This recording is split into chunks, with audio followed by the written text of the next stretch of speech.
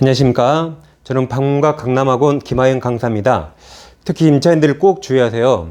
이제 전세 사기가 극성을 이루죠. 이 전세 사기 방지를 위해서 임대차 계약서에 꼭 기재해야 할 특약사항을 알려드리겠습니다.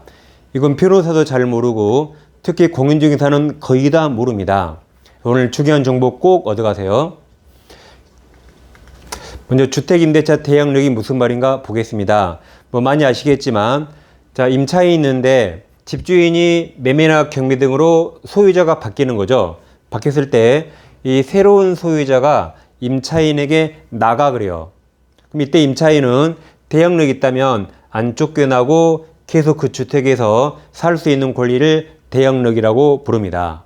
그러니까 쉽게 말하면 임차인이 있는데 집주인이 매매나 경매로 바뀌었어요. 새로운 집주인이 임차인에게 나가.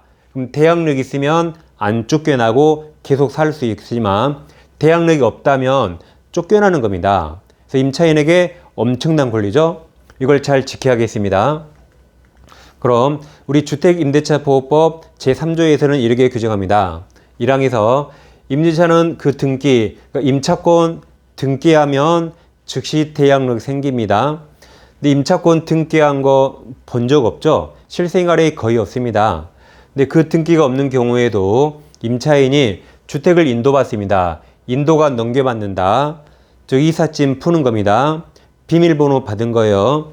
그리고 주민등록 마친 때 그 다음 날이네요. 다음 날부터 제3자에 대해서 효력이 생긴다. 이게 대항력입니다. 그러니까 대항력이란 집주인이 바뀌었을 때 그 새로운 집주인이 제3자죠.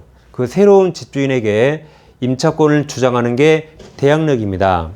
아까 말씀드린 대로 대항력 있으면 새로운 집주인에게 안 쫓겨나는 권리입니다. 근데 이 경우 전입신고한 때 주민등록이 된 것으로 봅니다. 그럼 주택임대차 대항 요건이 두 가지입니다. 첫째, 주택 인도받는다, 넘겨받는다. 그리고 전입신고. 이게 두 가지가 대항 요건이거든요. 대항 요건을 갖추면 대항력은 즉시 생깁니까? 즉시가 아니고 그 다음날 0시부터 대항력이 생기는 거죠. 다음 날이 중요합니다. 이걸 악용하는 사람들이 있습니다. 자, 강호동에 아파트가 있어요. 유재성이 10억의 임대차입니다. 그래서 이제 이 임차인 유재성이 만약 23년 5월 1일 날 11시에 이제 잔금 주고 보증금 다 줬겠죠? 그리고 주택을 넘겨받았어요. 그 주민센터 가서 전입신고했습니다. 5월 1일이죠? 근데 만약 이 강호덕이 악덕 임대인 전세 사기꾼이에요. 이 사기꾼이 11시죠? 근데 그날 오후 2시에 국민은행 앞으로 근저당을 설정해버립니다. 그럼 임차인은 어떻게 막을 수가 없죠? 자, 그런데 이 주택이 아파트가 경매에 나왔어요. 경매에 나와서 경락인이 이수근이 경락을 받았습니다. 그럼 임차인이 살고 있는데 중간에 소유자가 경매로 바뀌었죠. 그럼 새로운 집주인 이수근이가 유재성한테 나가 그래요. 그럼 유재성은 대항력이 있다면 제3자 경락인에게 못 나갈 수 있지만 대항력 없으면 쫓겨나는 거죠. 이게 대항력입니다. 자, 그럼 이제 임차인 유재성은 5월 1일 11시에 주택인도와 전입신고 대항력을 갖췄죠. 대항요건. 그럼 대항력은 다음날 0시에 생기거든요. 그래서 5월 2일 0시에 대항력이 생기게 됩니다. 근데 그날 오후에 임대인이 집주인이 근저당 설정했죠. 근저당권은 그날 5월 1일 그날 효력이 생깁니다. 이 상태로 경매 나왔잖아요. 그럼 경매에서는 저당권 아래 권리는 다 소멸합니다. 그러니까 저당권보다 날짜가 느리잖아요. 그럼 다 소멸합니다. 저당권은 5월 1일이죠. 소멸해요. 그럼 이건 대항력은 그 다음 날이네요. 대항력은 저당 설정한 다음 날이죠. 그러니까 소멸하는 겁니다. 그러니까 이 임차인은 대항력 있다가 경매 나온 순간 이 대항력이 소멸하는 거죠. 그럼 대항력이 없으면 쫓겨난다, 안 쫓겨난다? 쫓겨난다죠. 그래서 경락인 이수근이가 이자에게 나가 그러면 이는 대항력 없잖아요. 쫓겨나는 겁니다. 얼마나 불쌍합니까? 이게 이제 전세 사기 일종이죠. 그래서 강호동이가 11시에 임대차에서 얘가 임차인이 대양 요건 갖췄잖아요. 근데 그날 오후에 가서 근저당 설정한 다음 은행에게 돈을 안 갚아요. 그럼 은행이 경매 신청하겠죠? 그러면 임차인 유재성은 대양로 상실하니까 경매 나오면 불쌍하게 쫓겨납니다.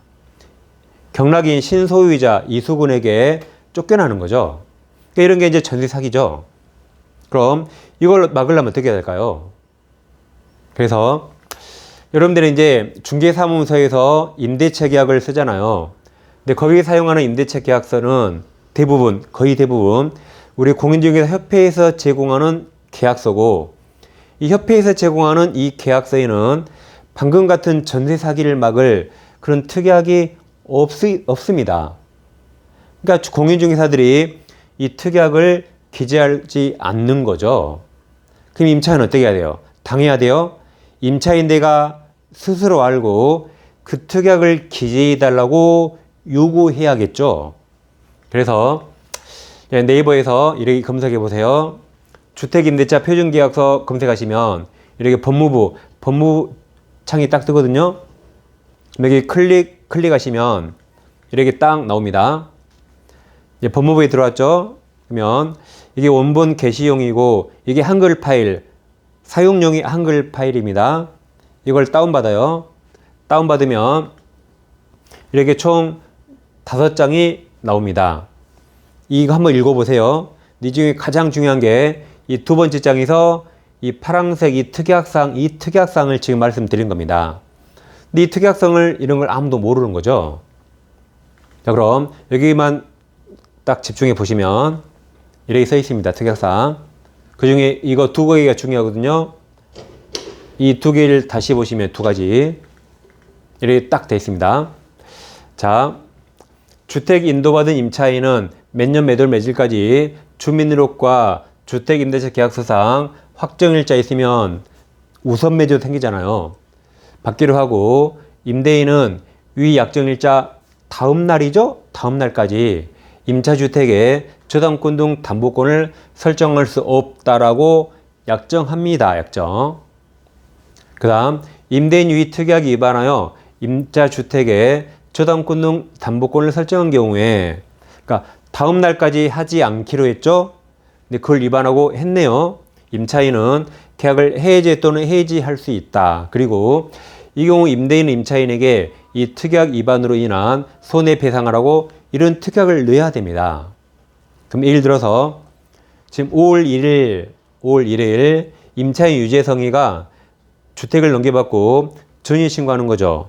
그럼 대양록은 언제 생겨요? 5월 2일 0시 생기니까 이렇게 특약하는 거죠. 임차인은 23년 5월 2일까지 주민등록과 또는 5월 1일로 해도 상관없습니다. 약간 넉넉하게 전입신고와 확정일자 받기로 하고, 임대인은 위 약정일자 다음날 5월 3일까지 저당권 등 담보권을 설정할 수 없다 하게 되면 손해배상한다고 특약하게 되면, 이런 경우에 단 하루 차이로 간만에 벌어질 대양록을 지킬 수 있습니다. 근데 이런 표준계약서에 있다는 건 뭐 변호사, 공인중개사 아무도 모릅니다. 모르면 어떻게 해야 돼요? 임차인 내가 이걸 알고 이 특약을 써달라고 해야겠죠. 이 특약 쓰는 거 어렵지 않아요. 한글 파일이죠. 이거 블록에서 컨트롤 C 해서 계약서, 협회에서 나온 그 계약서에 컨트롤 V 하면 바로 딱 붙습니다. 그래서 뭐 5초도 걸리지 않습니다. 알아야 요구하죠. 알아야지. 그래서 오늘 이 시간에는 임차인들이 이 전세 사기 방지하기 위한 한 가지 방편으로서 임대차 계약서에 꼭 기재할 특약사항을 말씀드렸습니다. 임차인이 꼭 알고 계셔야 돼요. 그래서 내가 이 특약을 써달라고 주장해야 됩니다. 아무튼 또 이제 전세 사기 방지를 위한 여러 가지 방안을 제가 차차 말씀드리겠습니다. 오늘 일단 첫 번째 말씀드렸습니다. 자, 감사합니다.